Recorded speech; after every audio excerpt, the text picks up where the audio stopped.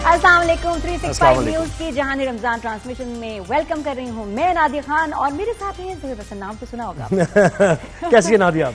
मैं कैसे अच्छी हो सकती हूँ जिस ट्रैफिक जैम से आप और हम इस वक्त निकल के आ रहे हैं, जो मतलब बड़ी बात है कि हम हंस रहे हैं। आज शिद्दत से लगा के मेरे पास साइकिल होनी चाहिए थी। सही बात है वैसे, है ना, या लेडीज बाइक। कहीं भी आप साइड पे निकाल के उसको, मतलब वहां से ट्रैफिक जैम से तो जान छूटा है आपकी। और मुझे लग रहा था कि बाइक वाले ना मेरे ऐसे वेव करते हुए जा रहे हैं, साइकिल वाले सबके जी हम तो गए, तुम लोग फंसे रहो। अच्छा, आपको पता है इस शदीद ट्रैफिक जैम की वजह क्या थी?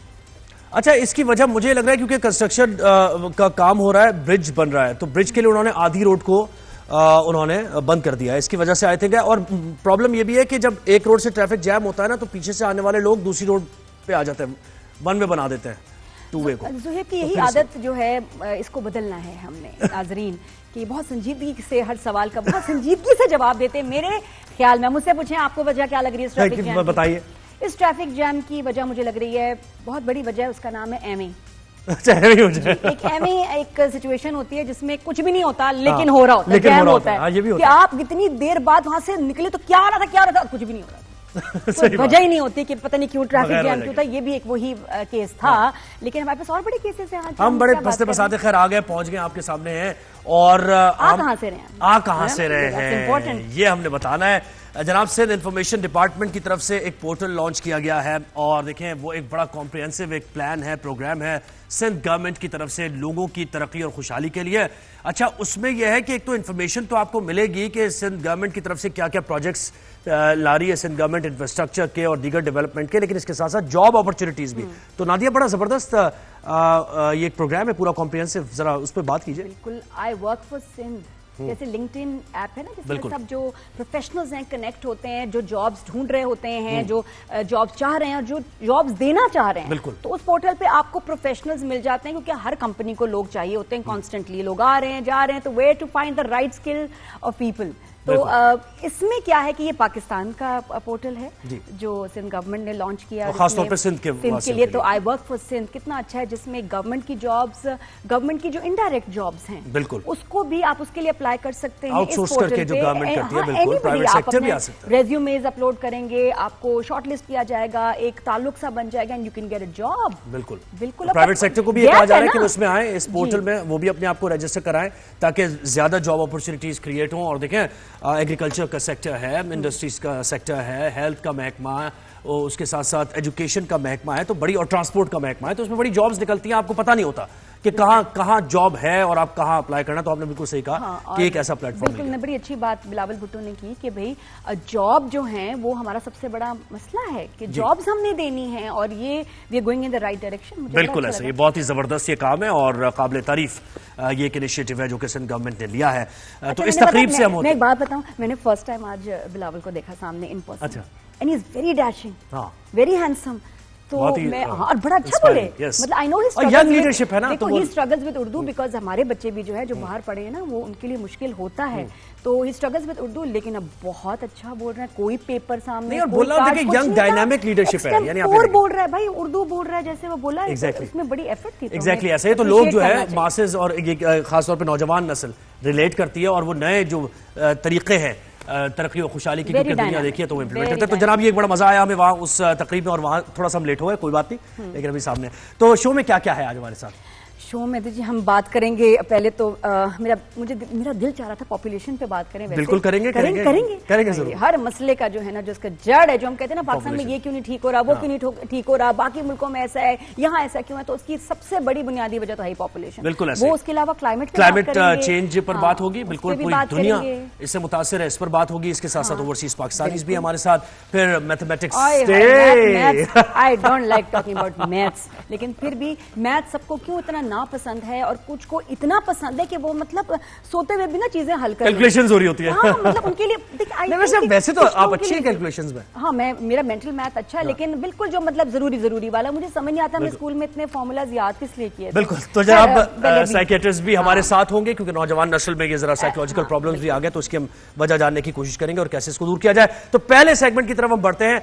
पहला सेगमेंट हमारा क्लाइमेट चेंज का है। स्विट्जरलैंड के फजाई मयार जांचने वाले इदारे IQ Air ने दुनिया के आलूदा तरीन शहरों की फहरिस्त जारी की है।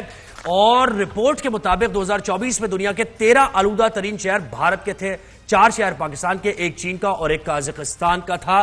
तो रिपोर्ट में यह भी बताया गया कि इन तमाम शहरों का फजाई मयार आलमी इदारा बराए सेहत के तय करदा मयार से कहीं ज्यादा खराब है। तो ये तशवीश की बात इनसे पूछूं कि चीन का एक शहर, जबकि वहां इतनी इंडस्ट्री है, इतना कुछ बन रहा है, लेकिन उसके बावजूद देखिए क्लाइमेट चेंज का ख्याल। तो हमें ज्वाइन किया है हमारे गेस्ट डॉक्टर वकार अहमद साहब ने, जो कि असिस्टेंट प्रोफेसर है इंस्टीट्यूट ऑफ एनवायरमेंटल स्टडीज, और हम उनको वेलकम करते हैं अभी। जी अस्सलाम वालेकुम। वालेकुम अस्सलाम। जी डॉक्टर साहब, सवाल आपसे मेरा पहला तो वही होगा कि जी चाइना जो है उसमें इतनी ज्यादा प्रोडक्शन है, इतना इंडस्ट्री का वहां काम हो रहा है, इतनी इंडस्ट्रीज हैं, और उनका सिर्फ एक शहर जो है जो इस लिस्ट में आया है, क्या कर रहे हैं वो? What are they doing right? जी देखिए, आज से कोई 15 साल पहले तक जो है वो बीजिंग और मैक्सिको, ये शहर जो है दुनिया में नंबर 1 होते थे फजाई आलूदगी में, एयर पोल्यूशन। और अखबारात में उनकी तस्वीरें आती थी, मुझे अच्छी तरह याद है, डॉन अखबार में पढ़ा करता था, और वो बीजिंग मैक्सिको का आता कि सबसे मोस्ट पोल्यूटेड सिटी जो है वो ये है। अब वो उससे यानी अब देखिए कि इन शहरों का कहीं नाम नहीं है, क्योंकि उन्होंने इन्वायरमेंट के जो लॉज हैं उनको सख्ती से इम्प्लीमेंट किया, इंडस्ट्रीज को, गाड़ियों को उसका पाबंद किया कि वो उसके मुताबिक जो है वो इमिशंस करें, और उसकी वजह से जो है वो वहाँ पर एयर पोल्यूशन का मसला जो है वो काफी हद तक कंट्रोल हो चुका है। जबकि हमारे यहाँ एशियाई ममालिक में, पाकिस्तान, इंडिया वगैरह में, इन ममालिक में ये एनवायरमेंट के लॉज जो है वो सख्ती से उस पर अमल दरामद नहीं हो रहा। जी हमारे यहाँ डॉक्टर साहब ये बताइएगा कि कितना बड़ा खतरा है पूरी दुनिया के लिए ये, और अब तो हम ये देख रहे हैं कि क्लाइमेट चेंज जो है सियासी जमातों के मैनिफेस्टो का भी हिस्सा है, और उसकी बुनियाद पर वोट भी डाले जा रहे हैं और कैंपेन्स भी चल रही हैं। तो पाकिस्तान कितना पीछे है इसमें, और कंट्रीब्यूट कितना करता है पाकिस्तान अगर क्लाइमेट चेंज के बारे में देखा जाए या पोल्यूशन से मुताल्लिक बात की जाए? तो देखिए, क्लाइमेट चेंज के हवाले से मैं आपको बताऊं कि पाकिस्तान इसमें इतना बड़ा कंट्रीब्यूटर नहीं है, यानी जो ग्लोबल अगर इमिशंस हैं, कार्बन डाइऑक्साइड की इमिशंस की अगर हम बात करें बिल्कुल, तो पाकिस्तान की जो इमिशन है वो 1% से भी कम है, जबकि बड़े ममालिक जैसे चीन और अमेरिका ये सरे फहरिस्त हैं, इन दोनों को मिला ले तो मोर देन 50% तो इन दो ममालिक का, 60% के करीब इन दो ममालिक का जो है वो इमिशन आ जाते हैं। तो इस हवाले से देखा जाए तो भारत भी खासे आगे है इमिशन के अंदर। तो फिर इनका नाम, इनका यूएस के किसी सिटी का नाम इसमें क्यों नहीं है लिस्ट में? देखिए, ये कार्बन एमिशंस को आप कंफ्यूज करें एयर पोल्यूशन के साथ। जी जी। तो क्लाइमेट चेंज का जो इशू जो है वो बुनियादी तौर पे वो कार्बन डाइऑक्साइड के एमिशन की वजह। अच्छा, तो क्लाइमेट चेंज एंड पोल्यूशन, जी जी, फिर अलग अलग इसको करके, तो इस लिस्ट में सिर्फ बात हो रही है क्लाइमेट चेंज वाली की बात, क्लाइमेट चेंज की बात हो रही है, पोल्यूशन की भी हम बात करेंगे। ठीक है ठीक है। मैं आपको बता दूं, इस लिस्ट में जो बुनियादी तौर पे जो है वो एयर पोल्यूशन जो है वो जो मुख्तलिफ सोर्सेज से, इंडस्ट्रीज से, गाड़ियों से जो एयर पोल्यूशन एमिट होता है उसकी बात होती है। और खसूसन यहाँ पर एक पैरामीटर है PM 2.5, यानी जो हवा में उड़ते हुए बारीक जर्रात होते हैं, जो डस्ट पार्टिकल्स या स्मोक पार्टिकल्स जो होते हैं, वो बारीक जर्रात जो होते हैं हवा में उड़ते हुए, उनकी बात हो रही है, जो इनका साइज बहुत ही छोटा 2.5 माइक्रोन से छोटा साइज होता है। अच्छा, अब जो मोटे ज़रात होते हैं ना हवा में, जैसे PM10 है या PM100 है, तो वो तो हमारे अपर रेस्पिरेटरी ट्रैक में ब्लॉक हो जाते हैं, वो सांस के अंदर नहीं जाते। लेकिन बारीक ज़रात होते हैं, बारीक स्मॉल पार्टिकल्स होते हैं, वो सांस तक जाते हैं, अंदर तक, लंग्स तक जाते हैं, और वो हमारे सेहत पे ज्यादा नुकसानदेह असरात जो है मुरतब करते हैं। इस हवाले से एक बात बताऊं कि जो है जितनी रेस्पिरेटरी डिजीज है, सांस की बीमारियां जो है वो सब इनकी वजह से होती है। इसके अलावा हार्ट की बीमारी जो है, हार्ट के दिल के आर्जी जो है वो भी इससे नहीं। तो इसको कंट्रोल कैसे किया जाएगा पोल्यूशन? अभी फिर भी क्लियर नहीं कि हम जो इस लिस्ट में आए हैं, जो बड़े स्पेसिफिक पैरामीटर्स पे बनाई गई है, ये इसमें हम क्या जो है कंट्रीब्यूट कर रहे हैं कि जो हम इस लिस्ट में आ गए हैं, किस वजह से? बुनियादी तौर पे एक तो ये कि जो इंडस्ट्रीज जो धुआं निकल रही है, इमिट कर रही है, उसको उसकी जो वो लॉ से एक्सीड कर रही है, वायलेट कर रही है।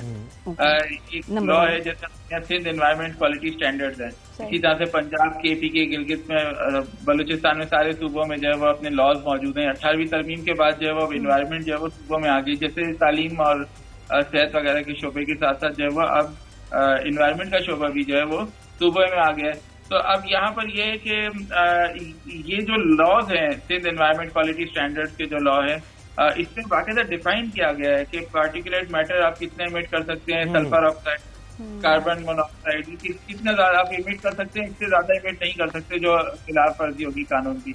तो वो कानून पे अमल दरामद जो है वो सही मानों में यहाँ पर नहीं बिल्कुल फसलों की बाकियात जलाई जाती हैं। आप देखें स्मॉग की सूरत हाल कितनी होती है, अब नंबर 1 पे होते हैं, फिर इसके साथ साथ गाड़ियों का जो पोल्यूशन है, फिर वेस्ट मैनेजमेंट हम कैसे करते हैं, कचरे को आग लगाई जाती है, पॉलिथीन, तो ये सारे मामला इसी वजह से नंबर 1 पे है ना। और तो कोई इधर ही नंबर 1 पे है बस। कोई बात नहीं, नंबर्स ठीक हो जाएंगे इंशाल्लाह, फिक्र ना करें, कुछ करते हैं डॉक्टर साहब क्या करें बताएं आपका क्या ख्याल है, क्या करें? हाँ, अब मसला ये है कि इसका सोल्यूशन क्या है, हल क्या है इसका ना। 2 तरह से इसका हल है। एक तो ये कि लोगों को खुद भी अपनी रिस्पॉन्सिबिलिटीज का थोड़ा अंदाजा होना चाहिए। अगर मेरी गाड़ी ज्यादा धुआं दे रही है तो मेरा बुनियादी फर्ज है कि भाई मैं खुद अपनी गाड़ी को जो है वो उसके इमिशंस को कंट्रोल करूँ, उसकी ट्यूनिंग करवाऊँ, उसको बेहतर रखूँ ताकि कम धुआं दे।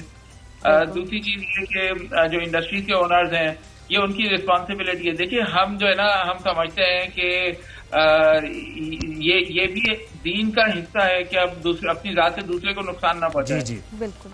दीन हमारा सिर्फ ये नहीं है कि नमाज पढ़ लिया, रोजा रख लिया तो आप नहीं, बिल्कुल अपने घर, अपने मोहल्ले, अपने शहर, मुल्क का ख्याल रखना बहुत जरूरी है। और एयर सोचो, वी ब्रीथ एयर, और कैसे बीमारियां भी, बहुत कैंसर, हम वही है जो हम इस वक्त इनहेल कर रहे हैं, तो बहुत जरूरी है। अच्छा, यहाँ ब्रेक लेते हैं। डॉक्टर साहब बहुत शुक्रिया, आपने हमें वक्त दिया और इससे मुताल्लिक आगाही भी दी। तो ये कि धुआं छोड़ने वाली गाड़ियां जो है वो नहीं चलाई चाहिए इंशाल्लाह। उस पर भी अब आ रही है इलेक्ट्रिक कार्स भी आ रही है, देखते हैं कि वो आ तो रही हैं, लेकिन उनको हम चार्ज कहाँ करेंगे अगर बीच में रुक गई तो। बिल्कुल। तो ये और ट्रैफिक पे अगर फंस गई तो सारी उसकी तो अगले पॉइंट तक ना जा सके और बैटरी ने कह दिया बस खत्म, मेरी बस होगी, तो क्या होगा। अभी इसके बाद इसमें भी मैथ्स आ जाती है, मैथ्स हर चीज में आती है। नहीं ज़ाहिर कितने किलोमीटर वो है ना, सारा ये कैलकुलेशन ही है कि कितनी चार्ज हुई है, कहाँ तक जानी है इससे, तो ये सब और मुझे ये लगता है कि हर दिमाग मैथमेटिक्स के लिए नहीं बना। जी हाँ, वो दूसरे कामों के लिए भी बना है। तो उनको डंडों से मारना, उनको जलील करना, उनको बड़े बड़े एग्जाम देना, तैयारी कराना बेकार है। लेकिन इंटरनेशनल मैथमेटिक्स डे है,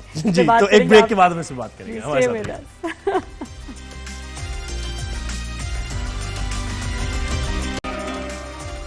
वेलकम बैक जाहिर रमजान में। और अब जब हम जो बात करने जा रहे हैं उसमें हम दोनों ही बुरी तरह स्ट्रगल करते हैं। यानी मैथमेटिक्स से तो हमेशा जान छुड़ाई हमने, इसीलिए हम सोशल साइंसेस की तरफ भी आ गए और इसीलिए आज हम यहाँ हैं। इसलिए यहाँ पहुंचे। बैड एट रिमेम्बरिंग नंबर्स, मुझे बिल्कुल नंबर्स याद नहीं रहते। स्कूल में मैथ नहीं ना? नहीं, मैट्रिक का बड़ी मुश्किल से मैंने पास किया, उसके बाद तो नहीं हो पाया मुझसे वो।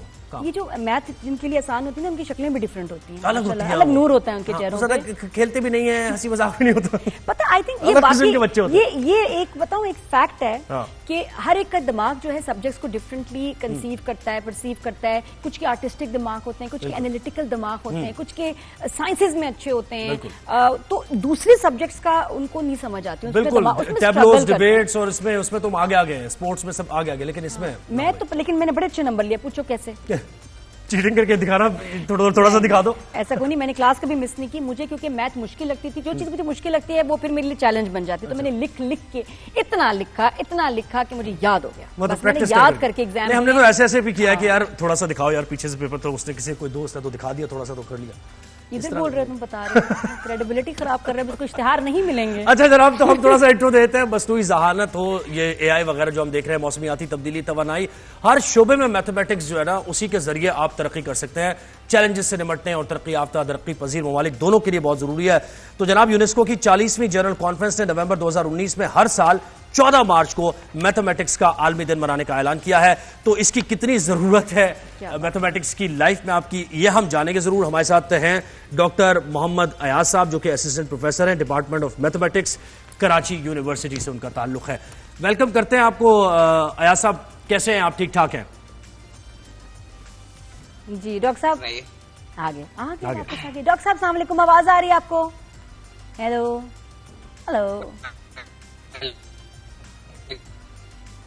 नहीं आवाज नहीं आ रही आपको? नहीं सुन नहीं पा रहे डॉक्टर साहब। मुझे लग रहा है हमारे सिग्नल जो है ना वो किसी एलियन शिप पे चले गए हैं जी, है ना, वहां से सिग्नल आ रहे हैं। कोई कैलकुलेशन में फॉर्मूला गलत लग गया मेरे ख्याल से, जिसकी वजह से सिग्नल्स आ रहे हैं। मैथ में पता हूँ सुहेब, मुझे लगता है कि जितना हमने पढ़ा, जितना आपने दिमाग लगाया, स्ट्रगल किया, उसमें से कोई 60-70% तो काम ही नहीं आया बाद में।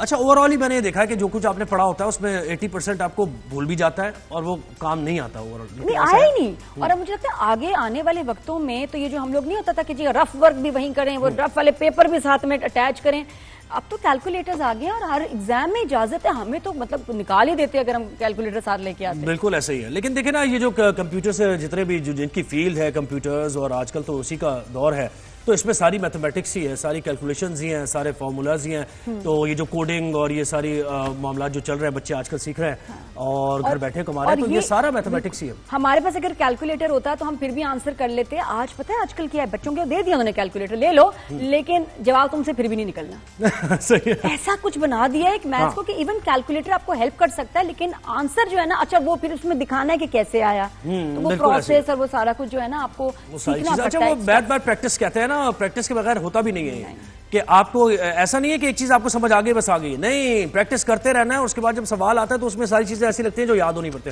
तो हमें एक बार फिर ज्वाइन कर लिया है मोहम्मद अयाज साहब ने। अस्सलाम वालेकुम जनाब, मैथमेटिक्स की हम बात कर रहे हैं, कैलकुलेशंस की, और इसकी बात कर रहे हैं। दुनिया में हर शोबे में अगर मुल्कों ने तरक्की की है तो ज़रा मैथमेटिक्स में आगे गए हैं उनकी, क्या इसकी इंपॉर्टेंस क्या है, पहले बताइए। हाँ बिल्कुल, वालेकुम अस्सलाम। आपको पता है कि मैथमेटिक्स हर फील्ड में आपके पास मौजूद है। अब आजकल एआई का दौर है, तो जिसके ऊपर सारी चीज़ें आपके पास मैथमेटिकली ज़्यादातर डिपेंड करती हैं। और आप अगर बायोलॉजिकल साइंसेज में चले जाएं तो वहाँ पर भी, और एक आपने देखा होगा बिग डेटा साइंस आजकल बहुत हॉट टॉपिक है, और इस तरह एआई से रिलेवेंट। तो मैथमेटिक्स हर किसी चीज के, हर टर्म, हर फील्ड में, इसको कहते हैं मदर ऑफ साइंस है बेसिकली।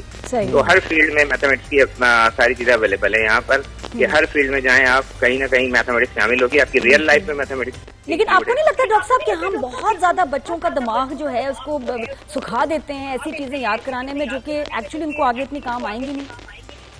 नहीं, बिल्कुल, देखिए काम तो आएंगी, अगर अब उनकी डायमेंशन शुरू में स्टार्ट में क्लियर नहीं होती कि वो किस फील्ड में जाकर ज्वाइन करेंगे, तो जनरल मैथ्स हमें वहाँ पर स्टार्ट करनी पड़ती है। लेकिन हमारा जनरल नहीं है, आप देखिए ओ लेवल्स का क्या सख्त, कहाँ जनरल मैथ है, वेरी ओ लेवल में तो बिल्कुल डिफिकल्ट मैथ्स है। हाँ, 6-7 के भी नहीं हो रही आजकल, नहीं मुझसे नहीं हो रही।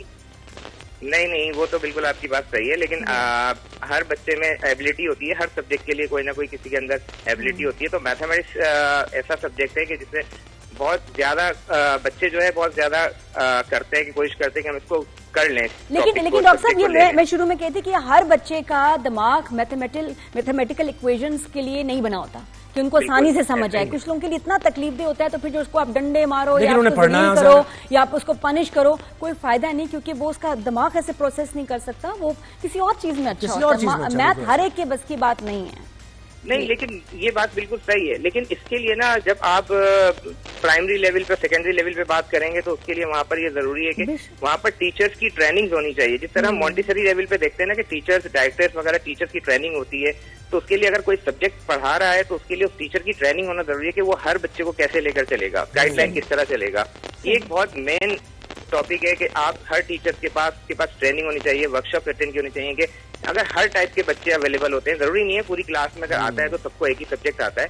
मैथमेटिक्स यकीनन सबको नहीं आता, लेकिन उसको टैगल किस तरह करना है वो टीचर पे ट्रेनिंग्स और वर्कशॉप के थ्रू डिस्कस किया जाता है और बताया जाता है कि हाँ भाई आपको कम से कम बच्चे को कितना टाइम देना चाहिए। बिल्कुल, आसान भी बनाया जाए ना बच्चों के लिए। अच्छा, ये डॉक्टर साहब ये भी कहिएगा कि अब तो स्पोर्ट्स में भी जाहिर है आ गया, वो साइंटिफिक मेथड्स आ गए हैं, डेटा एनालिसिस हो गया पूरा, और जैसे हम देखते हैं कि क्रिकेट में और दीगर स्पोर्ट्स में भी, और उसके बगैर तो आप फिर एक्सेल भी नहीं कर सकते हैं।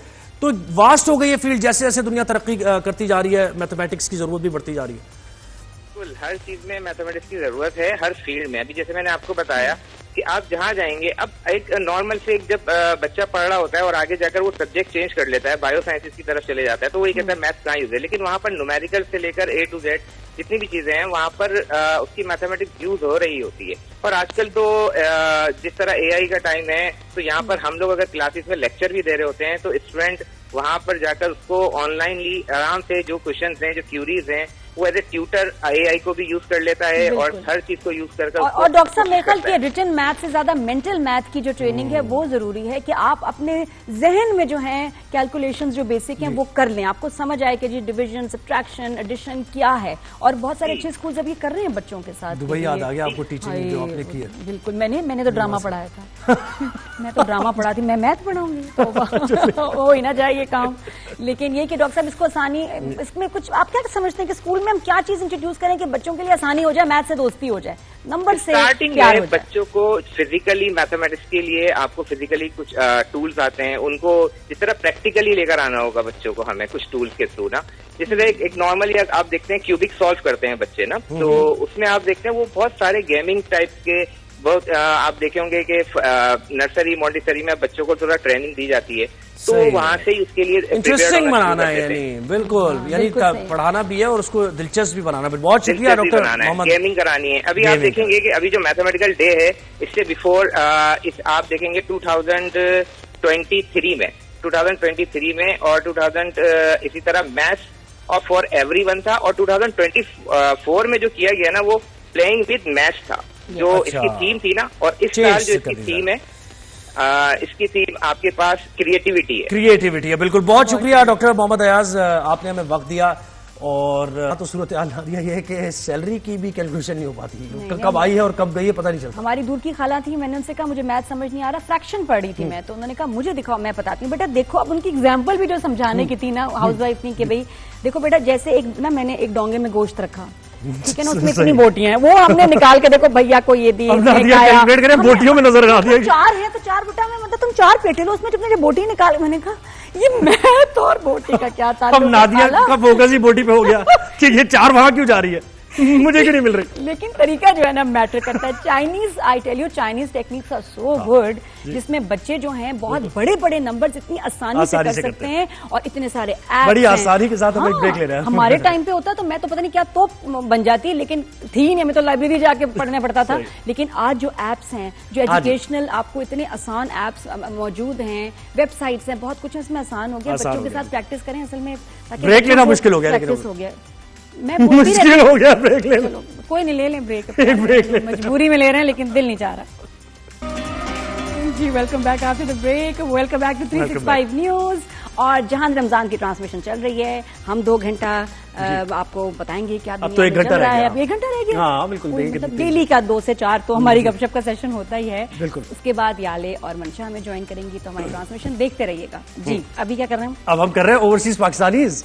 अच्छा, आपने करना था ये। जी मेरी फिर से बारी आ गया। देखिए मुझे आई लव दिस सेगमेंट, मुझे बहुत अच्छा लगता है इंटरैक्ट करना लोगों के साथ, मुझे बड़ा अच्छा लगता है। और ये शनीला रजाक हैं, यूके में बेस्ड हैं, बैंकर हैं, इनका पॉडकास्ट भी है, कंटेंट क्रिएटर है ना। और मुझे पता चला वो क्या लाइफ कोच भी हो सकती है, करियर काउंसलर भी हो सकती है, तो बात करके पता चलेगा ना नादिया। ये तो काफी ज्यादा नहीं हो रहा यूके में माशाल्लाह। जी ऐसे ही है, जो पाकिस्तान से बाहर जा रहा है वो सब कुछ कर रहा है, पाकिस्तान के अंदर कुछ नहीं हो रहा।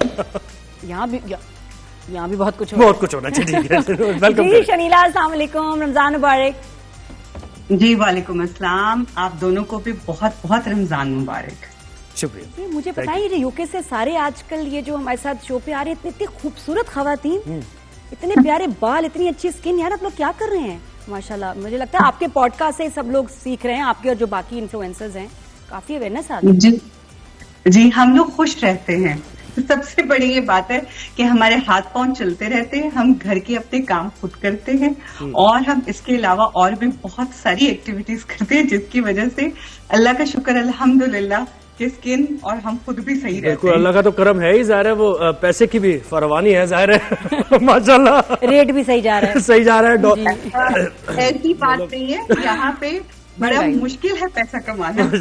और दूसरा महंगाई भी आपको लगती होगी कि यूके में महंगाई है और मुश्किल हो गया है, कुछ सालों में ज्यादा ग्रोसरीज पे अब ज्यादा खर्चा होने लगा है। जी बिल्कुल होने लगा है, बहुत महंगाई हो गई है।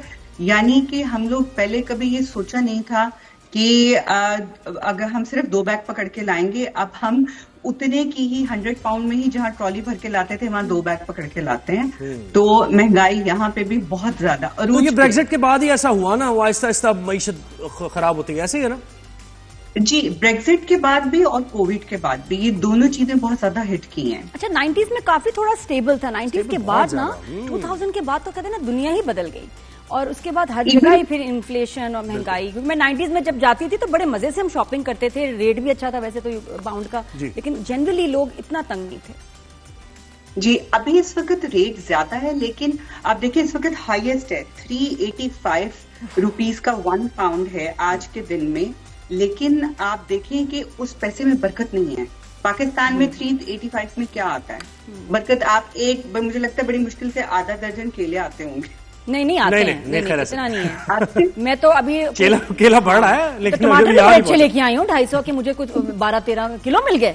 दर्जन होते हैं, दर्जन नहीं, हम टमाटर की बात कर रहे हैं। अच्छा, टमाटर की मैं स्विच किया ना केले से, मैं टमाटर पे गई तो वो भी वहाँ जबरदस्त गाड़ियां आ रही हैं टमाटर के ऐसे थैले लेके, और जबरदस्त 250 रुपए के मलीर में चेक 10 करो। किलो नहीं, मुझे उसने कहा 16 किलो, मुझे यकीन नहीं आया। 16 कर दिए, इतनी बड़ी बोरी दी भाई उसने मुझे, और वो आ रही है डेली। मैं बता रही हूँ मलीर में जाके आप चेक करें, 6 नंबर गेट के सामने। मलीर कहा जाए। अच्छा शैलीला जी, ये बताएं कि आप पॉडकास्ट भी करती हैं और उर्दू में पॉडकास्ट करती हैं आप, और बड़ी शख्सियात भी आपके उस पर, तो इसके बारे में बताएं ना, ये तजुर्बा कैसा है आपका?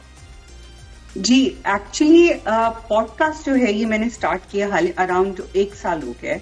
उससे पहले ये था कि मेरा अपना बिजनेस है प्रॉपर्टी मैनेजमेंट का। We let properties, we manage properties from last 23 years. वो सब अपने एक स्टेबल उसमें चल रहा है सारा कुछ।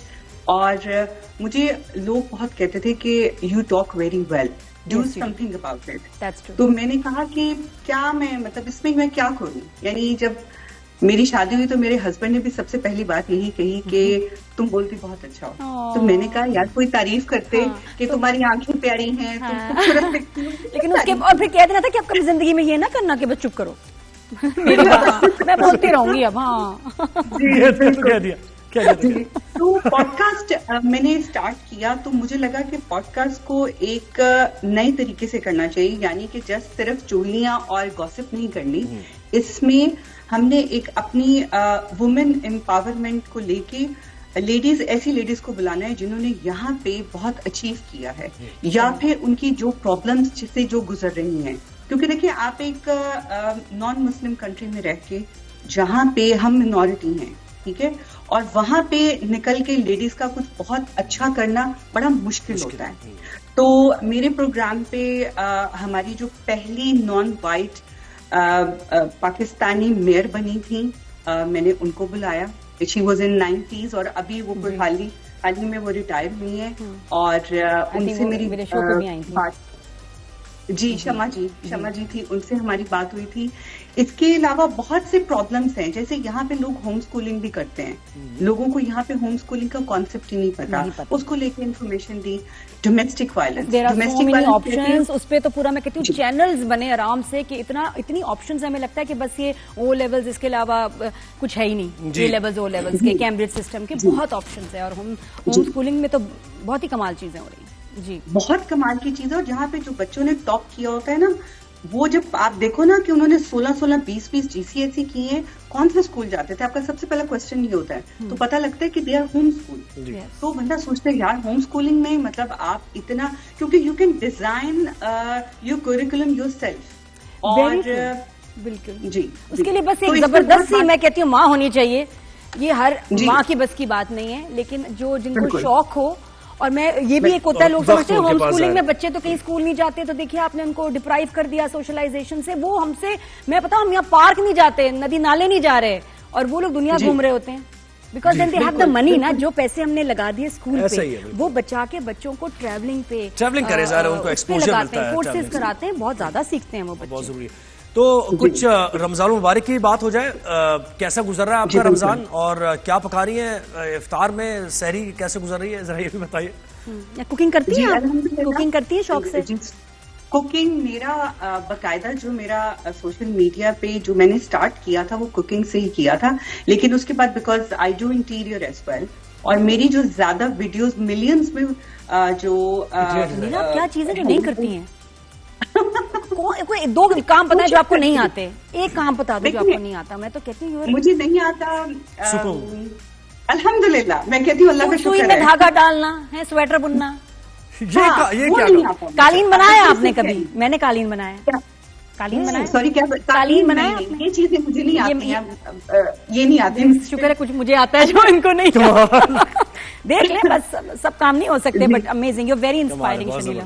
क्या बात है। और उसमें यह है कि मेरी जो ज्यादा वीडियोस वायरल हुई यही हुई कि आपने अपने घर को, जब आपकी घर पे दावत होनी है या आपने अपने घर को, आप मेरे पीछे भी देख रहे होंगे, ये मेरा घर है, इसको किस तरह से मैंने डेकोरेट किया है। तो थोड़ा साइड हाँ, कैमरे में दिखाएं जरा, घर दिखाएं ना, नजर नहीं आ रहा। किचन ही है, कैमरा घुमा भी दें जरा, घर घुमा दें जरा, कैमरा घुमाएं, पूरा घर दिखाएं। या we like to see your house. OMG यार, तो साफ कितना है। देखिए, आप तो इंटीरियर डिजाइनर भी हैं, क्या बात है। आपने कैसे उसका थीम जो किया हुआ है जी। तो एक्चुअली इसमें मैंने जो ज्यादा था वो ये था कि आपने अपनी, अगर आपने दावत करनी है, जरूरी नहीं होता कि आप बहुत लेविश खाने लगाएं कि आपने ये चाइनीज भी बना दिया, इटालियन भी बना दिया, टर्किश भी बना दिया। आपके वही आम खाने हो, लेकिन उनकी प्रेजेंटेशन बहुत अच्छी हो, जिसको देख के लोगों को लगे कि वाह। तो इस तरह की प्रेजेंटेशन की मेरी बहुत सारी वीडियोस हैं। फिर इंटीरियर की, आपने घर को कलर थीम कैसे देनी है, आपने अपने घर को सजाना कैसे है, तो ये चीजें। और फिर पॉडकास्ट जो अभी हाल ही में, आपको पता है वुमेन्स डे गुजरा, तो हमारे यहाँ पे एक बहुत ही अच्छा सा फंक्शन था जिसमें मिसेज हाई कमिश्नर जो थी वो चीफ गेस्ट थी। So I was a guest speaker there to talk about my podcast and talk about the women empowerment. तो इस तरह की चीजें जो, अच्छा मुझे पता है शनीला, वहाँ आप सलवार कमीज पहनते हैं वहाँ पसंद से? बिल्कुल पहनते हैं। हाँ, तो बहुत शौक से और बड़े शौक से पाकिस्तान से कपड़े मंगवाते हैं ना। हाँ, ये भी एक बिजनेस है भाई, बहुत अच्छी बात है। कितना अच्छा लगता है ना। और वहाँ पहनती हैं ऐसे फंक्शंस, इवेंट्स पे। शनीला, मेरा दिल कर रहा है मैं तुमसे बहुत बातें करूं, लेकिन मैं इंशाल्लाह जून जुलाई में प्लान है, आऊंगी तो तुमसे वहाँ मिलूंगी। बिल्कुल जरूर मिलिएगा। मेरा यूट्यूब चैनल भी है और जो मेरा बताइएगा, नाम बताएं पॉडकास्ट का। मजेदार की बातें। हाँ, बस फिर तुम इंटरव्यू करना मेरा। बेहतरीन हो गया। बस आप ब्रेक, जहां रमजान में ना, अब आप ब्रेक लेंगे जाते जाते। क्या क्या कह रही हो? सॉरी, क्या कहा? आप बताएं। आप मेरी लग रहा है मुझे तारीफ करने लगी थी, इसलिए मैं रोक लिया मैंने ब्रेक। करते हैं जल्दी जल्दी। शनीला, काट देंगे। जी, मैं बिल्कुल ये कह रही थी कि जब आपने स्टार्ट किया था अपना करियर, और उस वक्त से आज अभी तक मैं आपको देखती हूँ, और ये है कि हम इंस्पायर होते हैं। हम सेम एज के होंगे, हो सकता है मैं 2-3 साल बड़ी भी हूँ आपसे, लेकिन आपको देख के हम लोगों ने, एक होता है ना कि अच्छा मैं भी कुछ कर सकती हूँ, अच्छा मैं भी निकलूं, मैं भी काम करूं, ये सारी चीजें जो है ना, ये एक इंस्पिरेशन होती है। Thank you so much. Please आप अब एक और काम कीजिएगा कि please spread the word. 365 news की जो वीडियोस है हमारे शो, इसको यूके में देखेंगे, क्योंकि यूके में मुझे पता है लोग बहुत पसंद करते हैं मेरे शोज, और इतने सालों से मैं आप लोगों के साथ कनेक्ट नहीं हो सकी, तो आई एम बैक। तो प्लीज सबको बताइएगा, वायरल कर देंगे। Thank you. Support this show on 365 news. कि हम चाह रहे हैं कि वो जो गैप है उसको दोबारा से जो है क्या कर दें, गैप को क्या कर ब्रिज कर दें, जो मतलब हाँ दूर कर दें दूरियां। थैंक यू सो मच, बहुत शुक्रिया शनीला, बहुत मजा आया। रोना आ रहा है मुझे। रोना की किस बात पे यार आपको रोना किस बात तो उसने कर दी ना, बड़ी इंटेंस, बहुत हैवी बात कर दी। ब्रेक ले लो तुम। ब्रेक के बाद आते हैं, हेडलाइंस होगी और उसके बाद जाने रमजान की ट्रांसमिशन जारी। Welcome back to 365 news. जहां रमजान ट्रांसमिशन में अभी ज़ुहैब ने मेरे लिए डॉक्टर मंगवाए हैं। नहीं, आपके लिए क्यों, मतलब ये कोई ऐसा तो नहीं है मसला। अच्छा है, मसला है, ठीक है। तो जनाब आज तुम्हें नहीं लगा होगा? मुझे अपने जैसा ही लगा, मुझे अपने जैसे, मैं अपने आप को नॉर्मल कहता हूँ, मैं अपने जैसा ही कुछ लगा। तुम भी चेकअप करा लो। दोनों कराएंगे, थोड़ी लेंगे हमसे। सही है। तो जनाब आज हम बात कर रहे हैं जो नफ्सियाती मसाइल लोगों के अंदर होते हैं, साइकोलॉजिकल प्रॉब्लम्स है पाकिस्तान में, खास तौर पर डिप्रेशन, एंजाइटी, होपलेसनेस के मामलात हैं। और बात करने का मकसद ये है कि जो नौजवानों में अभी ज्यादा होपलेसनेस हो गई है और उनको साइकोलॉजिकल इश्यूज बड़ा उनका सामना है, हमारी यूथ को, तो ये किस तरफ मामला जा रहा है और कैसे इसको बेहतर किया जा सकता है। और खास तौर पे आप देखें कि ऑल अराउंड यू यार, पाकिस्तान में कुछ नहीं रखा, बस मैं बाहर मेरी जॉब लग जाए, हम तो मूव कर रहे हैं, हम तो बस बाहर सेटल हो रहे हैं। और बाहर के लोगों से बात करो तो अरे यहाँ शिफ्ट हो जाओ, यहाँ आ जाओ, यहाँ बहुत अच्छी लाइफ है। तो इसकी वजह से एक डिप्रेशन, और जो जा भी रहे हैं ना उनको देख के आपको लगता है यार मैं क्यों नहीं जा रहा, मैंने भी बाहर जाना है। तो ये इस तरह के कॉम्प्लेक्सेस डेवलप हो गए। तो और डिप्रेशन और एंजाइटी जो है एक मरज है, एक बीमारी है, और इस बीमारी का इलाज बहुत जरूरी है। घर बैठे इलाज नहीं होता। आपको किसी साइकेट्रिस्ट के पास जाना है और इलाज कराना है तो ये भी प्लीज रियलाइज करें, जैसे आपकी बॉडी को या आप जिस्मानी तौर पर बीमार होते हैं उसी तरह जहनी तौर पर भी आप बीमार होते हैं। कोई ऐसी हैरत की बात ये नहीं है इसमें। तो हमें ज्वाइन किया जनाब डॉक्टर शफीक यासीन साहब ने, साइकेट्रिस्ट हैं, अपना हॉस्पिटल भी चला रहे हैं और बहुत कुछ जिंदगी में किया। वेलकम करते हैं आपको डॉक्टर शफीक, कैसे हैं? ठीक ठाक है? Thank you so much for having me.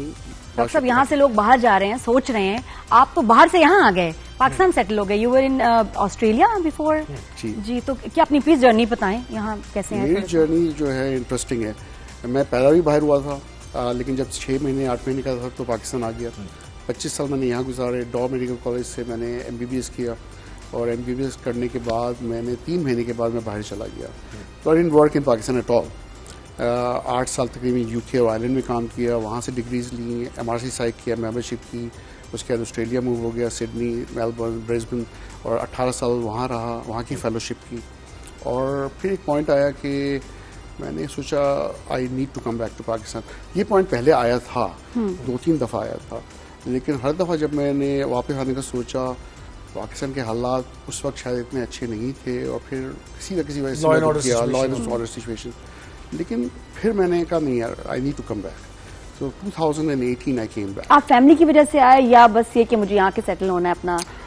To be honest, first reason was my mother. She was alone. मेरे फादर की डेथ हो गई थी। वो बड़ा She suffered from a cancer. तो उस वक्त जब मैं आया तो मैं ये सोच के आया कि शायद मैं 3-4-6 महीने यहाँ रहूँगा, फिर चले आऊँगा। आया मदर के साथ, फिर ट्रीटमेंट, कीमो स्टार्ट हुई, सारा कुछ। Then I decided not to go back. वहाँ से सारा वाइंड अप किया, स्टेट एयर। लेकिन एक चीज़ मैंने देखा, शुरू में आया I was a little frustrated, लेकिन जैसे जैसे मैं टाइम यहाँ गुजारता गया और फिर मैंने यहाँ की प्रैक्टिस शुरू की और हॉस्पिटल को चार्ज लिया उसका और पेशेंट्स देखने शुरू किए, I started enjoying it. Number 1 कि मैं साइकाट्रिस्ट हूँ, अपनी लैंग्वेज में बात करना पेशेंट्स के साथ। ऐसे लोगों का आना जो कि बहुत परेशान थे साइकाट्री, नफ्सियात में, डिप्रेशन, एंजाइटी बहुत कॉमन है, जब वो ठीक होते थे। एक चीज़ मैंने पहले 4-6 महीनों में देख ली कि मैंने इतनी दुआएं माशाल्लाह किसी से नहीं ली, ऑस्ट्रेलिया में या इंग्लैंड में, आयरलैंड में, जितने 30 सालों में मुझे नहीं मिली जितने शायद 3 महीनों में मुझे मिल गई पाकिस्तान में।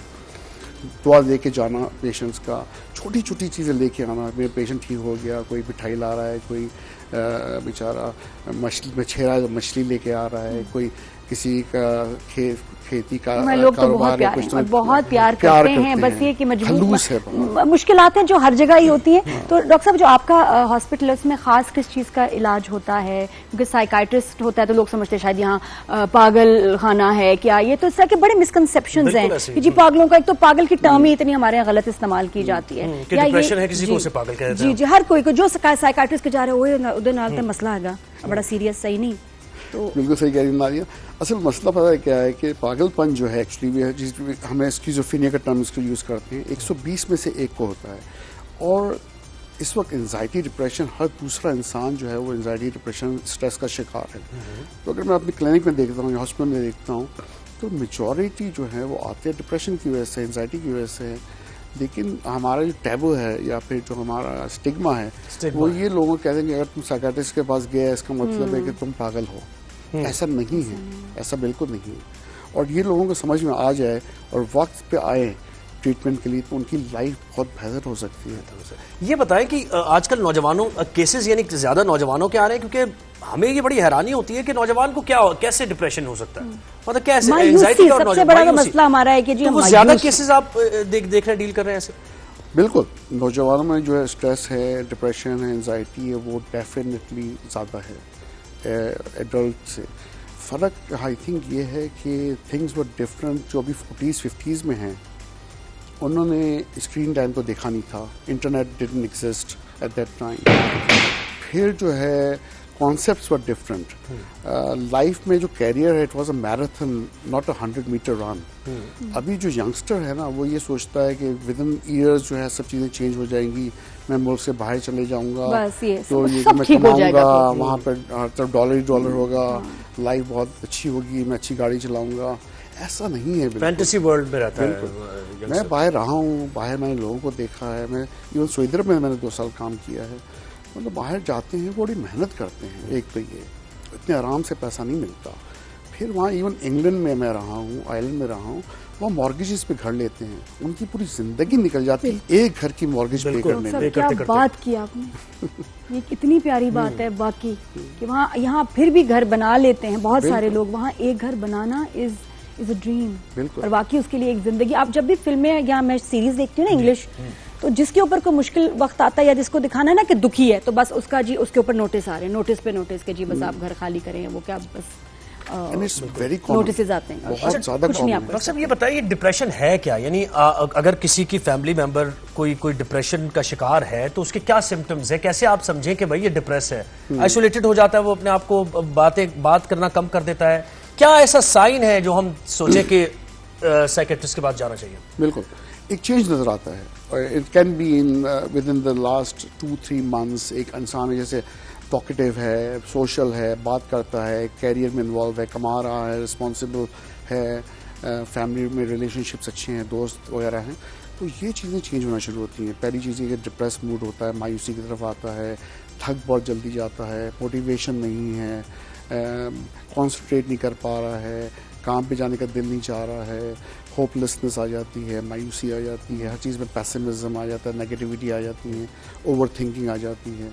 नींद एक बहुत बड़ा फैक्टर है कि सोना जो है ना उसकी डिस्टर्ब स्लीप हो जाती है, एपेटाइट लो हो जाती है, वज़न गिर जाता है, एंड सो ऑन बहुत। और इसके साथ साथ जब होपलेसनेस बढ़ती है तो साथ में सबसे बड़ा जो रिस्क फैक्टर है वो सुसाइड का है। सोचना कि अब मुझे ज़िंदा रहने का फ़ायदा नहीं है, पहले ये सोचें आती हैं, आइडियाज़ आते हैं, फिर इसके बाद वो इंटेंशंस में चेंज हो जाते हैं, फिर सोचता है मैं किस तरह से अपनी ज़िंदगी ख़त्म कर दूं, और अचानक से एक पॉइंट आता है जब वो उस पर एक्ट भी कर लेता है। जो हम न्यूज़ पे सुनते हैं और आप तो देखते रहते हैं कि किसी ने सुसाइड कर लिया या पूरी फैमिली को मार के खुद मर गया, ये एक्चुअली रियलिटी है। बिल्कुल, और मुझे लगता है कि जो एक्सीडेंट्स भी जो होते हैं ये भी इसमें कुछ दफा वो लोग होते हैं जो कि सुसाइड के करीब होते हैं और इतने लॉस्ट होते हैं कि वो गाड़ी इसलिए आउट ऑफ कंट्रोल हो जाती है गाड़ी, कहते हैं ना वजह कोई नहीं, क्या हुआ, लेकिन सोच कुछ और है। तो ये जब आप डिप्रेशन में होते हैं तो आप किसी की जान ले भी सकते हैं और आपकी अपनी जान भी जा सकती है, इतनी खतर मतलब अनइंटेंशनली,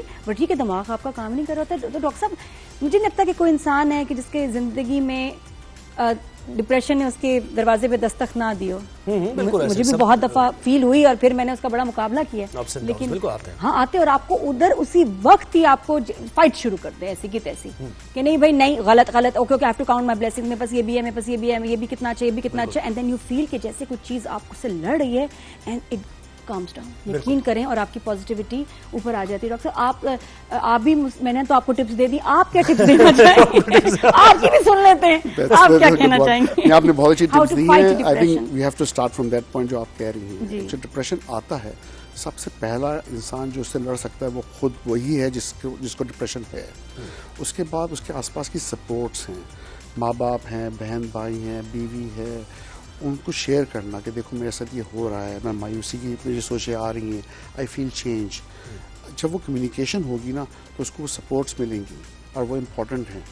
और उसके बाद जब लगता है कि उस हालात उससे आगे निकल गए हैं, जब वो खुद कंट्रोल नहीं कर पा रहा या वो मशवरे जो है फैमिली के वो काफ़ी नहीं हैं, तो फिर साइकाइट्रिस्ट को दिखाना या साइकोलॉजिस्ट को दिखाना बहुत ज़रूरी है कि आप इतने आगे इस मामले को निकलने ना दें कि वो सुसाइड रिस्क में चेंज हो जाए। इसमें डॉक्टर साहब मुआशरे के प्रॉब्लम्स भी है ना, गुर्बत है, बेरोजगारी है, महंगाई है, तो ये तो अपनी जगह मौजूद है, इससे तो लड़ना है। और जब आप लड़ते लड़ते थक जाते हैं, एक आदमी सुबह उठता है, रात को घर आता है, लेकिन वो 2 वक्त की रोटी नहीं कमा, तो कैसे एंजाइटी से निकल पाएगा वो, कैसे डिप्रेशन से निकलेगा? ये तो बड़ा सवाल है। नहीं देखिए, इसमें भी मेरा एक सवाल है खुद। देखिए मैंने ऐसे लोग देखे हैं जो मल्टी मिलियनेयर हैं और बहुत बहुत अमीर हैं। एक मेरे पास ऑस्ट्रेलिया में एक पेशेंट आया था, उसने गैस इनहेलेशन से अपने आप को मारने की कोशिश की सिडनी में। किस नेशनैलिटी का? और the car he used was Rolls Royce, मतलब ऑस्ट्रेलियन था, गोरा था, देसी नहीं देसी नहीं, Rolls Royce was the car. उसका मैंने कहा रोल्स रॉयस इसके पास है, क्यों इसने सुसाइड? One wonder. हाँ, तो गुर्बत has something to do with depression, but जरूरी नहीं कि जो गरीब है वो मायूस है। मैंने ऐसे बच्चे देखे हैं, ऐसे लड़कों को देखा है जो कपड़ा एक हाथ में लेके गाड़ी के पीछे भाग रहे हैं कि भाई हम गाड़ी साफ करके इतने पैसे कमा लें, तो वो भी खुशपाश एक दूसरे से लड़ भी रहे हैं, मजाक भी कर रहे हैं। लेकिन ऐसे ऐसे अमीर लोग देखे हैं जो कि जिनके पास सब कुछ है लेकिन डिप्रेशन में है। भी आता है ये? तो चीज इज वन फैक्टर, यस। लेकिन बात पता है क्या है, एक चीज़ जीन्स है, तो जीन्स का क्या फ़र्क है? अगर जीन्स में नहीं है, if you look at general population, तो 3 to 7% डिप्रेशन का रिस्क फैक्टर होता है इन जनरल पॉपुलेशन। अगर जीन्स में है तो it goes up to 20%, 15 to 20%। तो ये बड़ा फ़र्क है, तो अराउंड 2 to 3 टाइम्स बढ़ जाता है रिस्क डिप्रेशन का अगर फैमिली हिस्ट्री है तो। लेकिन it's not the end of the world, इतना भी नहीं है कि इसको काबू कितना किया जा सके। लेकिन उसके बाद जो इश्यूज हैं वो ये कि पर्पस ऑफ लाइफ, आपकी ज़िंदगी का मकसद क्या है जिंदा रहने ये का। बहुत अच्छी बात है। कितना अमीर लोग हैं, पैसा है, सब कुछ है, लेकिन फिर वो क्यों डिप्रेशन नहीं है? क्योंकि उनको खुश होना नहीं आता। वही बात है कि आपको खुशी शायद एक डिजाइनर ड्रेस से भी ना मिले जो हमें यहाँ किसी को ना चाय पापे से मिल जाए, या साथ बैठ के गपशप लगाई, फोन पे एक अच्छी बात कर ली। अगर आप और अगर आप केमिकली उनको आप मेजर करेंगे तो उसके अंदर ज्यादा खुशी के हार्मोन्स होंगे बजाय वो कि जो शॉपिंग करके एक महंगा जोड़ा ले आई। तो सीखें खुश रहना और छोटी छोटी चीजों पे खुश महसूस होनी चाहिए। जिसको महसूस होनी बंद हो जाती है ना, उसके लिए भी कोई चीज काम नहीं, कोई चीज काम नहीं करती। डॉक्टर शफीक यासीन, बहुत शुक्रिया, आपने वक्त दिया, स्टूडियो आए और आपने डिप्रेशन पर बात की। तो जनाब जैसे नादिया ने तो हमने ही बात की, मैंने तो जैसे नादिया ने कहा कि खुश रहना सीखिए, शुक्रिया नादिया आपका भी, खुश रहना सीखिए और छोटी छोटी बातों पर। और ये जो कहा ना कि ये भी एक डिजीज है कि आप स्पेंडिंग करते जाते हैं, यानी आपको डिप्रेशन हो रहा है तो आप मजीद खरीदारी करते हैं, मजीद कपड़े खरीदते हैं। तो ये नेवर एंडिंग सिलसिला है। जब तक आप अंदर से जो है ना सही नहीं होंगे और छोटी छोटी बातों में जैसे आपने कहा खुश रहना नहीं सीखेंगे तो मामला बेहतर नहीं होंगे। और अब हम यहाँ पर लेते हैं एक ब्रेक। जाने रमजान में कहीं जाइएगा नहीं, क्योंकि बहुत कुछ हमारे पास है आपको बताने के। Welcome back. जाने रमजान में एक बार फिर खुश आमदीद कहते हैं आपको। तो इस सेगमेंट पे हम बात करेंगे कि रमजान मुबारक के दौरान आपने क्या खाना है, क्या पीना है, आपने अपनी सेहत का ख्याल कैसे रखना है, रोजे भी रखने हैं, इसके साथ साथ अपनी एनर्जी भी बरकरार रखनी है। नादिया खान की तरह तो खैर मुश्किल है वो एनर्जी लाना, लेकिन हमारे असल में डायरेक्टर ने कहा कि नादिया और जुहेब आप बात कीजिएगा ऐसे कौन से खाने हैं जिनसे एनर्जी जो है बढ़ती है। तो जुहेब आपने क्या कहा? कि मैंने ये कहा कि भाई ऐसे भी बताने चाहिए कि जिससे थोड़ी सी कम हो जाए, बंदा कम बोले। इसके लिए पता नहीं किसकी बात कर रहे हैं, आप खुद गेस कर सकते हैं। अच्छा, मेरे शो पे जब मैं पिछले चैनल पे शो कर रही थी तो एक न्यूट्रिशनिस्ट आती थी जो कि माशाल्लाह अब उन्होंने PhD भी कर लिया उसके बाद सिद्रा, या तो अब तो आपको डॉक्टर साहिबा कहेंगे हम। ओके हैं अब ओके ठीक है, बहुत शुक्रिया। थोड़ा सा तो कर रहे हैं, बहुत शुक्रिया भाई। नहीं बड़ा thank you for having me. मुझे बहुत खुशी हुई नादिया आपसे इतने अरसे के बाद दोबारा से मिलकर। It's always very nice. मुझे अच्छा लगा तुमने PhD कर ली यार, वंडरफुल माशाल्लाह। यस, जबरदस्त। तो न्यूट्रिशनिस्ट हैं, डॉक्टर साहिबा हैं और आप इनसे ये जिस तरह हम जा रहे थे कि इनको बताएं कि कौन से खाने हैं जिससे वो ना एक लेथार्जी को समझ नहीं आता। अफ्तारी के बाद सब सो क्यों जाते हैं, नींद क्यों आती है, क्यों आती है? यार देखो, पहली बात है कि evil eyes of to Nadia कि अगर हमने जो है वैसे खाने नहीं बताने जिससे एनर्जी लेवल वो हुआ, अच्छी बात है। हमारे यहाँ ये होता है कि हमें इस तरह के खाने सहरी में लेने चाहिए विच, और इससे पहले मैं ये बताऊं that you have always been talking on diet on your channel, so I am very happy that you can relate to diet and you know much about diet. So हम ये कहते हैं कॉम्प्लेक्स कार्ब्स, यानी उस तरह के carbohydrate जो कि बहुत स्लोली एंड स्टेडीली डाइजेस्ट होते हैं, बहुत तेज़ी से हजम नहीं होते। तो जब वो बहुत स्लोली उस पर होते हैं तो वो काफ़ी देर तक आपका जो एनर्जी लेवल है वो सस्टेन किए रखते हैं। तो नाश्ते में प्रोटीन्स बहुत अच्छे हों, आपके गुड फैट्स हों, आपके अच्छे कॉम्प्लेक्स कार्ब्स हों, तो you maintain your energy through out the day. That is the key. तो सहरी में हो गया। हाँ, तो अब अगर हमारे यहाँ बहुत हाई फैट मील्स ले रहे होते हैं, यू टॉक अबाउट वो जो हाई अफ्तार सहरी के डील्स एंड यू नो हर अनहेल्दी क्रैप, उससे क्या होता है कि आप अपने आप को फैट को इतना अनहेल्दी फैट ओवरलोड कर लेते हैं जिसकी वजह से आपको वे एकदम से आप स्लो डाउन हो जाते हैं। देखो 2000 में कुछ 40 बर्गर आ रहे हैं तो क्यों नहीं लोग खाएंगे? मैं तो हैरान हूँ कि इतने सारे इतने बर्गर कैसे आ जाते हैं, इतना ऐसे डील्स हैं कि इट मेक्स नो सेंस। मुझे तो उसकी भी समझ नहीं आती कि अगर उनका नॉर्मल दिनों में एक बर्गर 2000 का है तो अब वो आपको 6 बर्गर 5 बर्गर कैसे दे रहे हैं 2000 में? कौन दे रहे हैं? अमेरिकन डायटेटिक्स एसोसिएशन ने एक बहुत पॉपुलर फूड चेन का वो किया, जॉ डाउन किया कि एक जो पॉपुलर फूड चेन का बीफ बर्गर है, सब एसोसिएट कर सकते हैं, वो एक बर्गर आपको 1350 कैलोरी दे रहा है। इतना सा बर्गर विद चीज पैटी की बात कर रही हूँ, विद बीफ पैटी की बात कर रही हूँ। उसके साथ लार्ज फ्राइज आपको 550 कैलोरीज दे रहा है। उसके साथ आपको एक कोल्ड ड्रिंक आपको आराम से यानी 10 चाय के चम्मच चीनी के बराबर कैलोरीज दे रहा है। टोटल मिला के आपका 1350 इस एक डील की कैलोरी है। उसके बाद कौन भी खानी है ना, उसके बाद आपने कौन खानी है वो अलग है। और फिर क्या एक बर्गर से आपका पेट भरेगा? नहीं। ऑन एवरेज हर बंदे की 2000 के करीब या 1800-1900 के करीब कैलोरीज हैं, ठीक है। तो आप अगर 1350 सिर्फ इसी से मीट कर रहे हो तो फिर रिमेनिंग जब आप खाओगे फिर वेट गेन होता है। और हम ये कहते हैं रमजान में तो हमने रोजे रखे, कितने चाहिए वैसे कैलोरीज? देखो हम एक एवरेज की बात करते हैं, हम ये 2000 को एक माइंड में रखते हैं। 2000 तो 21 से हो गया। 2000 कैलोरीज चाहिए हमें ऑन एवरेज की है। देखो सबका डिफरेंट होगा हाइट वेट एज के हिसाब से, लेकिन उस 2000 में से अगर आपका अच्छा ये जो अगर हम एक रोटी खा रहे हैं और उसके साथ कुछ भी सालन खा रहे हैं तो कितनी कैलोरीज हमें यानी अंदाजे के? देखो मैं ये कहती हूँ कि इस चीज की बजाय आप एक सहरी का एक पैकेज की बात करो, ठीक है। उसमें लोग कहते हैं भाई हम रोटी खाएंगे मोटे हो जाएंगे, मैं कहती हूँ रोटी रखें आप तो चक्की के आटा, और अब मैं इसमें कॉम्प्लेक्स कार्ब में मैं कहती हूँ जौ का आटा मिक्स कर दें, आप थोड़ा सा मकई का आटा मिक्स कर दें, बाजरे का आटा, so it's like a mix grain flour, just like mix grain double roti, ठीक है। वो एक रोटी हो और इसके साथ आप एक प्रोटीन की फॉर्म में एग्स या शामी कबाब, ठीक है। मटन का shami kebab would be nice, और चिकन शामी कबाब वो आपका एक प्रोटीन सोर्स आके जो आपको आराम से 21 ग्राम्स प्रोटीन्स दे रहा है। उसके साथ आप एक डेयरी और अगेन एक आप प्याज को ख़त्म करने के लिए दूध, दही, लस्सी 1 कप, जिसमें अगेन थोड़ा और प्रोटीन ऐड करने के लिए मैं कहती हूँ कि आप थोड़ा सा चिया सीड्स और flax seeds powder which has good omega 3 fats, good healthy fats, ये चीज़ साथ में सनफ्लावर सीड्स, ठीक है, और pumpkin seeds, they are very good for females skin hair and nails। तो मिक्स आ रहे हैं, पता है, मल्टी सीड्स नादिया उसका मिक्स नहीं लेना। ये वो जो डब्बे आ रहे हैं वो नहीं सही? नहीं, क्यों? मैं बताती हूँ। देखो जो ओमेगा 3 फैट्स है ना, उसको जब आप ग्राइंड करते हो वो अपने ऑयल्स रिलीज करता है which are high in omega 3। उस ऑयल को खराब हो जाता है अगर वो रूम टेम्परेचर पे रखा हुआ हो, उसको आप ग्राइंड करके इमीडिएटली फ्रिज में रखते हैं ताकि वो रेंसेड ना हो। तो अभी मैं ग्राइंड ना हुआ हो, सिर्फ सीड्स हो लेकिन ग्राइंड ना हो, ठीक है। मैं बताती हूँ फ्लेक्स सीड्स को, it's an American heart association, वो हैं रिसर्चर्स कि आप ग्राइंड करो। When you grind the omega 3 fats release, without grinding नहीं होंगे तो मैं तो दांत में भी नहीं होंगे ग्राइंड करके यार। देखो चबाते भी कहाँ हैं आजकल से। पहली बात है कौन इतना चबाता है, कौन इतना पूरा फुल उसको टाइम देगा और करेगा? तो आप इतना नहीं, इतना टाइम की बात नहीं है, मतलब लोग टाइम नहीं देते हैं चूइंग में ना। लोग तो जरा भूख लगती है तो बहुत तेजी के साथ मुश्किल से हम लोग 3-4 मतलब डन खत्म हो गया। स्टडीज कहती हैं कि एक लुकमे को आप कम से कम 10 से 20 दफ़ा ग्राइंड करें सो डैट वो इतना अच्छा हो जाए। This is again weight loss strategies में एक आता है ताकि आपका माइंड डाइवर्ट हो और थक जाए, पता है, फिर आपके जॉ थक जाती है ना तो आप कहते हैं यार बस और नहीं खाना, ज्यादा खाने के बाद ये होता है। तो इस तरीके से आपका एक सहरी का पैकेज हो जाता है with the chapati and with फिर अच्छा ये हो गया। हम फिर कहते हैं कि सहरी में आप अगर आपने एक डाइट कॉन्शियस हैं तो डू नॉट हैव सॉल्ट वाली लस्सी, और अगर आप स्वीटेंड लस्सी ले रहे हो तो आप स्वीटनर के साथ ले लो, ठीक है।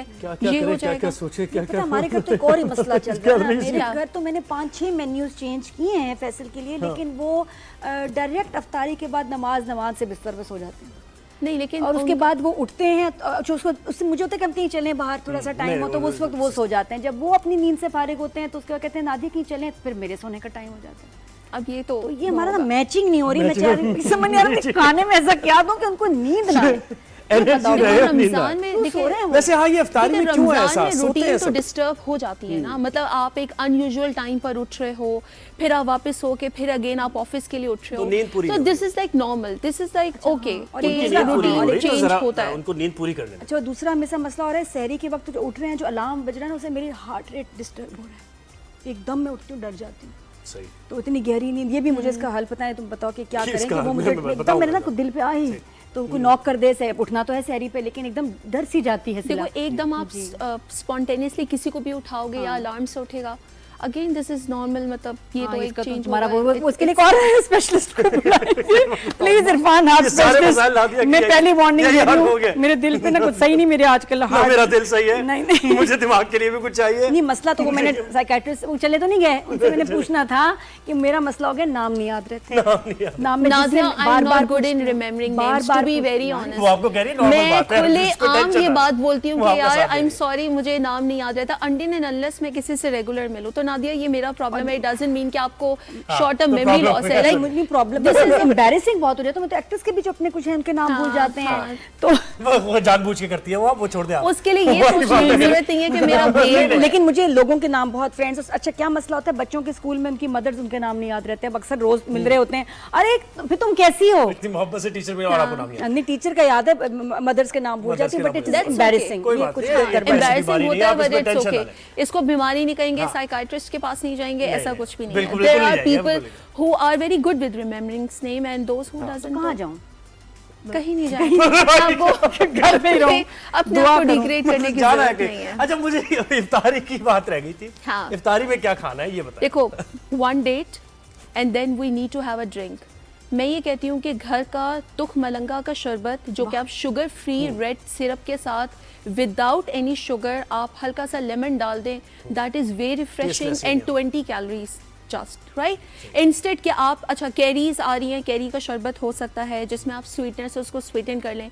अब अगर आप अनयूजुअली डिफरेंट टाइप के मशरूब पैकेट वाला जो वो पाउडर्स हैं उसको अगर आप डाल रहे हैं, ग्रीन शरबत ऐसी चीज़ें ले रहे हैं, तो आप ऑफ कोर्स अपनी कैलोरीज बढ़ाएंगे। This is the safe and कि आप अपना हाई फाइबर ड्रिंक भी जो है जिंदगी वो से करेंगे जिंदगी बिकॉज से ऑफ तुख मलंगा। जिंदगानी से जायका निकाल दो। मुझे तभी आपने याद दिला दिया तो एकदम मेरे अंदर ना जिंदगी की लहर दौड़ गई, क्योंकि आज मैंने नजमा को कहा है कि भरी हुई मिर्चें बनाओ, मैंने कभी नहीं खाई थी, उसके अंदर डाल मैंने शूटिंग पे ना शूट पे खाना अफ्तारी के बाद खाना है, तो मैंने कहा ये क्या चीज है। वैसे मुझे मिर्चें नहीं पसंद, लेकिन वो स्पाइसी नहीं थी, तो बड़ी वाली मिर्चें बड़ी वाली मिर्चों में स्पाइस नहीं होता। कढ़ाई भी थी थोड़ी सी शूट पे, मैं तो वो इतनी मुझे जबरदस्त लगी। थोड़ी सी बस बात की, अब क्या करें नादिया, यार देखो लोग बन गया, पता कहाँ पहुंची तुम, मिर्चें रेडी हैं ताकि मैं बस।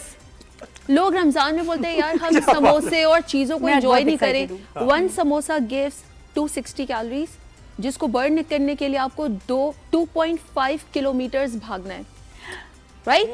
मैं एक ग्राफ उस पे बता रही हूं, तो और आप कहते हो क्या छोटे 12 खा लेते हो 5 मिनट्स की वॉक करो उस एक समोसे की कैलोरीज को बर्न करने के लिए। नादिया में तो बहुत बोझ हो गया, मगर से गुजर खान तक के लिए नहीं मैं I have a good news KPK तक जाना। समोसा और रोल्स अगर घर की होममेड फिलिंग है, लॉट्स ऑफ वेजीज एंड आलू, आप चिकन डाल सिर्फ आलू बेकार है समोसा, और उसको आप बनाए एयर फ्रायर में, तो आप आराम से 1-2 समोसे खा सकते हैं। कितने खा लूं फिर? 2 समोसा आप खा सकते हो।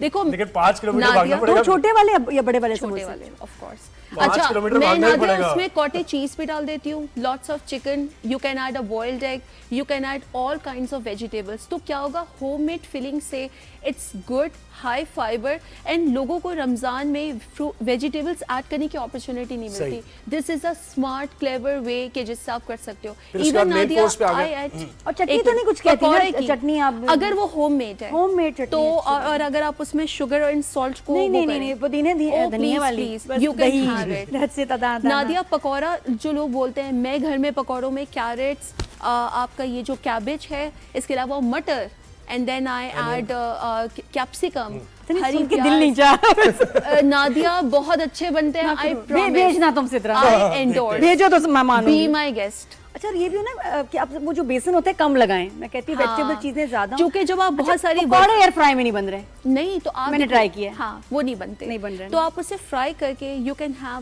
1 to 2 पकौड़ा बस।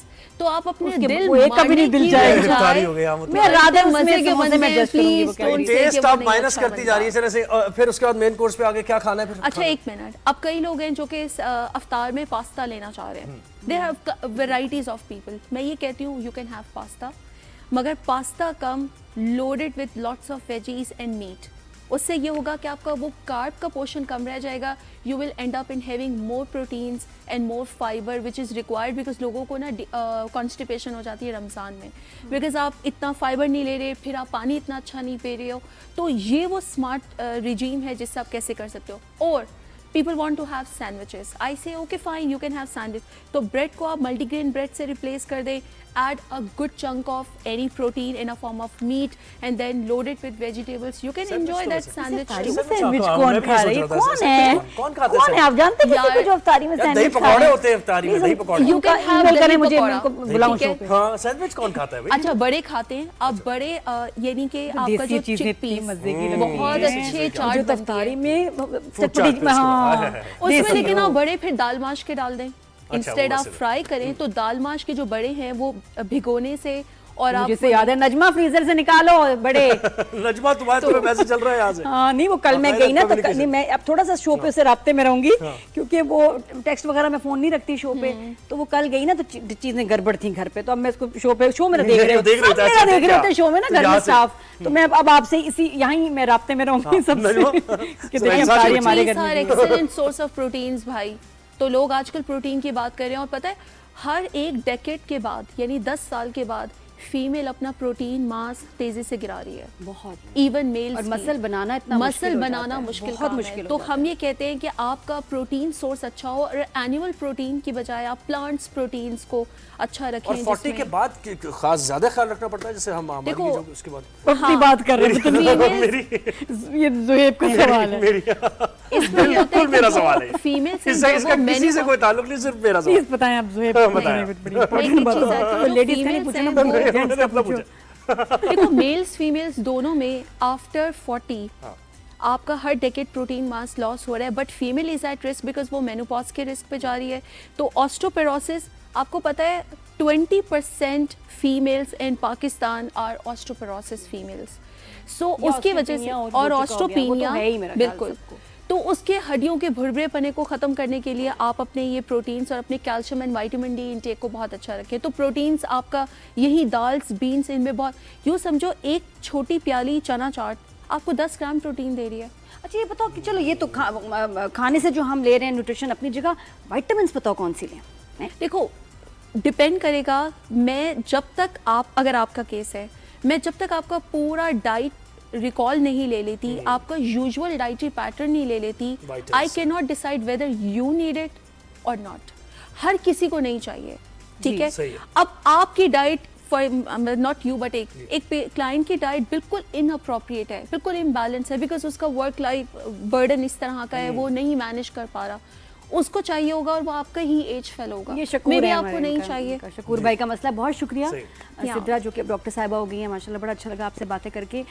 ब्रेक के बाद हमारे साथ कौन है? ब्रेक के बाद यंग गोल्फर हमारे साथ हैं, जो कल ट्रैफिक में फंस गया था बच्चा, आज हम फंस गए, उसने कहा होगा तुम लोग फंसोगे पता चलेगा। तो अशस आज हम फंस गए थे, लेकिन ये कि शुक्र है फिर भी बातचीत होगी। एक ब्रेक लेना हमने, ब्रेक के बाद हम वापस आएंगे। बिल्कुल 17 साल के गोल्फ चैंपियन है माशाल्लाह बच्चा।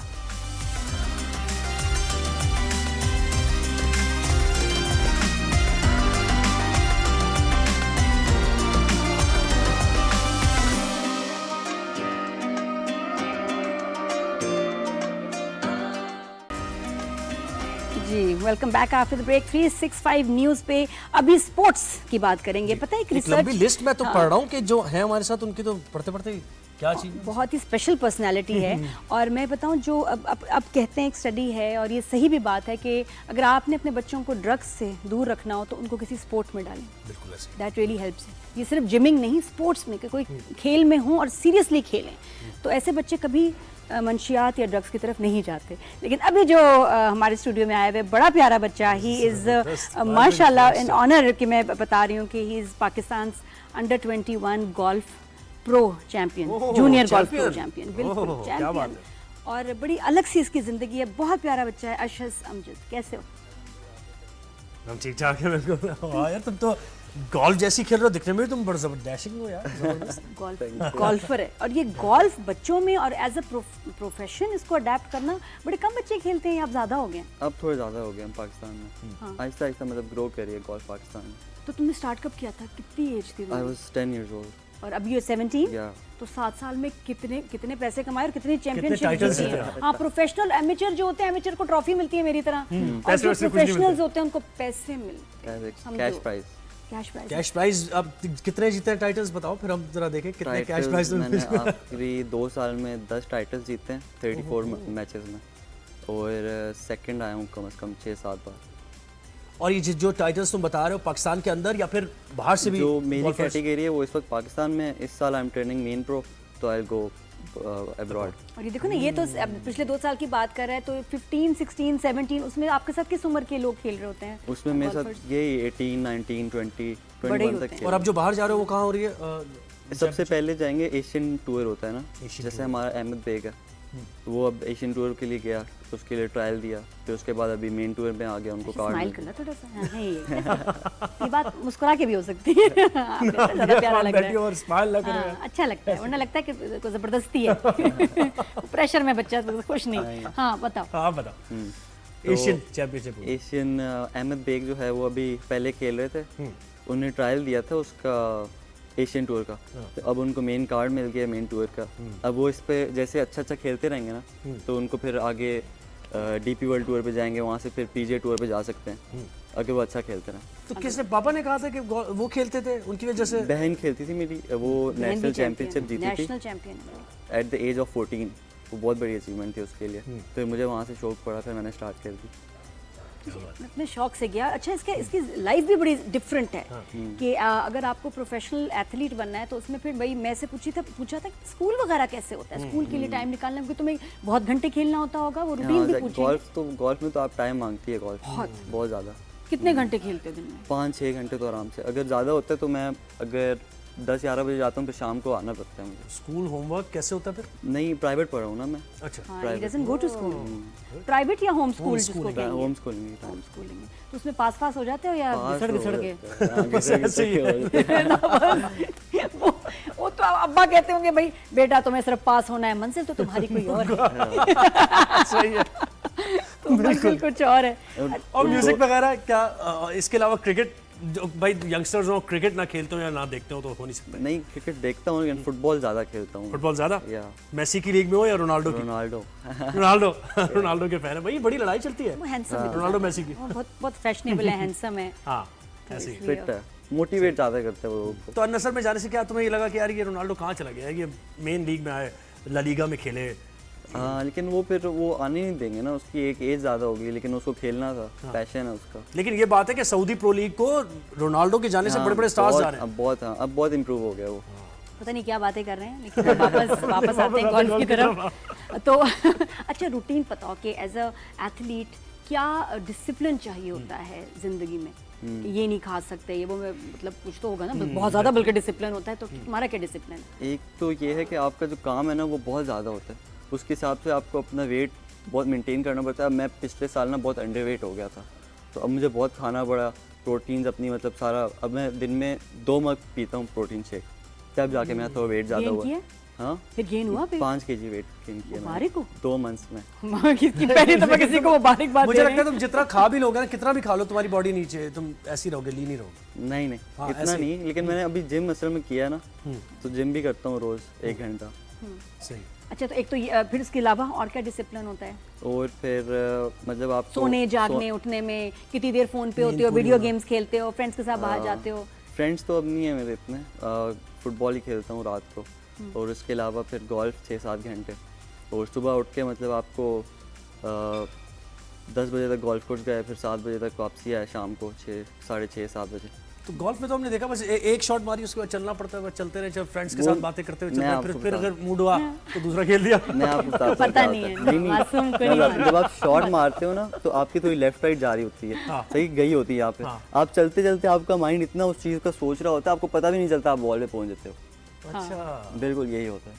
जंगलों में अगली शॉट आप अपने अगली शॉट प्लान कर रहे होते पहले से कि मैंने अगली शॉट क्या मारनी है। और कभी बार ऐसा होता है कि होल में जा ही नहीं रही। नहीं, और बहुत दफा ऐसे होता है, और आप मैच नहीं जा रही। हाँ, ये तो बहुत दफा होता है, लेकिन मैच में कोई बातचीत गपशप नहीं हो रही होती है, बल्कि हम कहते हैं कि जी हमें डिस्ट्रैक्ट ना करें, साइड पड़े आप, बातें ना करें मुझसे। हम आपको जानते भी नहीं, बिल्कुल बातचीत नहीं होती। फिर वैसे नादिया आप तो डिस्ट्रैक्ट करती होंगी, ये वाली टैक्टिक यूज करती होगी जीतने के लिए। कि देखिए बात सुने, एक बात है कि कैसे करना है। नहीं, मैं तो इतनी तेज नहीं थी, मुझे तेजियां नहीं आती थी, तो मुझे तो लोग डिस्टर्ब, जो आंटीज थी ना, डिस्टर्ब करती थी। अच्छा, वो तो उनको पता था कि मुझे कैसे डिस्ट्रैक्ट करना है, डिस्टर्ब करना है। आंटी से सीखा है। आंटीज थी, वो बड़ी तेज थी भाई। वैसे तुम्हें तेज होना पड़ेगा थोड़ा, ये बता रहा हूँ।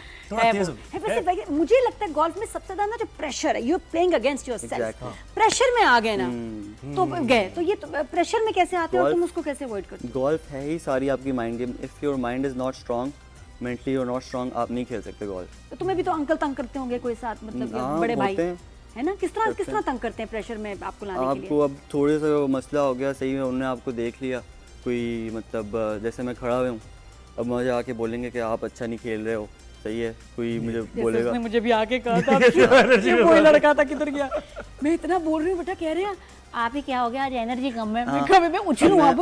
मैं आपको बताता हूँ, अभी मैं इस्लामाबाद में था, मैंने एक होल खराब की, अशुस क्या कर रहे हो, क्या कर रहे हो, ऐसे ऐसे आपको प्रेशर डालना शुरू हो जाएगा यार। ये नेगेटिव टैक्टिक्स है, इसमें बिल्कुल नहीं आना यार, बिल्कुल नहीं। जो आपके ग्रुप में जो साथ खेल रहे होते हैं लोग। अच्छा, बॉडी बैलेंस कितना जरूरी है इसके लिए? वैसे तो हर खेल के लिए, जैसे आप बैडमिंटन खेलते हैं तो आपकी फीट मूवमेंट और आपका कोर्ट कवरिंग वगैरह होती है, तो इसमें क्या बैलेंस? स्टांस एंड आपका लेग्स में बहुत आपकी जान होनी चाहिए। सही, पूरा मोमेंटम ज़ाहिर होने का। हाँ, लगता है आपका सारा है कि आप हाथों से मारो, लेकिन असल आपके अगर टांगे स्ट्रांग नहीं है, आप गोल्फ बॉल नहीं सीधी मार सकते। कंसिस्टेंट होने के लिए आपको ये आप इसलिए देख लें, मसला है सालों में स्विंग, स्टांस, ये चीजें आपको आती है, काफी प्रैक्टिस चाहिए होती है। जो फिल्म और ड्रामा में दिखाते हैं ना अमीर लड़के, या अंकल है, बिजनेसमैन है, उसको अमीर कैसे दिखाएं, गोल्फ क्लब में ले जाता है, इतना बुरा शॉट मारते हैं, मुझे उस पे हंसी आती है हमेशा। मैं देखती हूँ कितनी कर क्या रहे हैं, ऐसे करके ना उछल के इधर पीछे चले गए, वो कह रहे good shot sir, good shot. Injury के इम्कानात बड़े होते होंगे इंजरी है ना, लोअर बैक इंजरी, अगर आप स्विंग कर रहे हैं किसी को लग सकता है आपका बॉल, लेकिन आपको खुद को इंजरी नहीं, मुझे लगता है नहीं, लोअर बैक की इंजरी हो सकती है जब आप स्विंग कर रहे हैं, फुल स्विंग कर रहे हैं, ऐसा स्विंग कर रहे हैं कि इंजरी हो जाए, या लोअर बैक की होती है, मुझे भी लोअर बैक की इंजरी बिल्कुल ऐसे ही है। वो असल में जब आपकी बॉडी ऐसे मुड़ती है, एग्जैक्टली, और क्या, जब रिदम नहीं होगा और मोमेंटम नहीं बनेगा तो इसका मतलब स्टाइल से सही नहीं स्विंग कर रहे हैं, क्योंकि तो बड़े प्यार से आपका स्मूथ स्विंग होता है। जब हाँ स्मूथ मारते हो फिर नहीं, जब जोर लगाते हो ना आप, तो फिर हो सकता है। एक हमारे ना अंकल खेलते थे क्लब में ना, वो शॉट बॉल पे उछल के पीछे हो जाती है, किसी के लगती थी, अच्छा उछल के पीछे। मैंने कहा ये तो हर कानून के खिलाफ है ना, मतलब हर गेम के खिलाफ है। और उनकी इतनी अच्छी शॉट लगती थी, बिल्कुल सही जा रही होती, लेकिन वो मार के एकदम उछल के पीछे हो जाते थे। लेकिन बस वही बात है, ये वो पढ़ते होंगे खास वजीफा को, ये बॉल सही जगह जाती थी। होती है गोल्फ में तो आप।